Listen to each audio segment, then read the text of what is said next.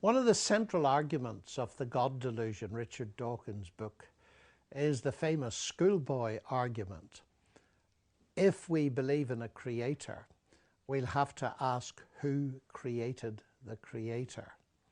Now, the first point I would make about that is this. If you ask the question, who created God, you are thinking of created gods. Now, the ancient world knew all about created gods. Actually, we call them idols.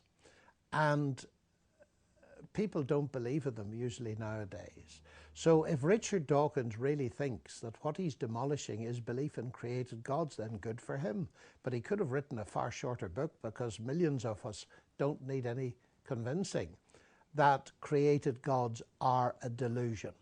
So that's the first point. And I believe it's quite a serious point, actually, because if he thinks that the God means you must be able to say who created God, then he does fall foul of that criticism. Now, you can only ask the question, coming at it from another perspective, if you cannot conceive of an eternal God. Christianity, of course, does not believe in a created God. It believes in God who is eternal and is the creator of everything else.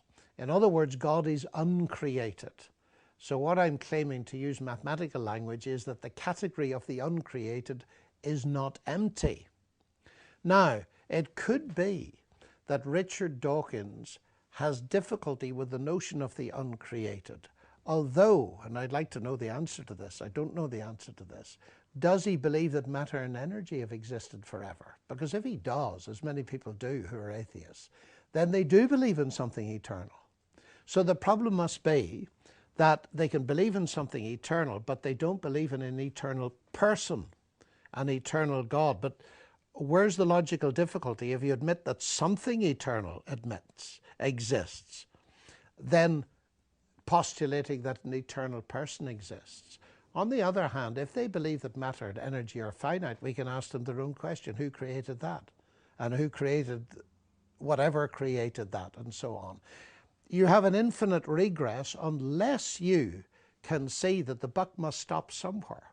And of course, the Christian doctrine is that God existed eternally, so that by definition, the creation buck, so to speak, stops there.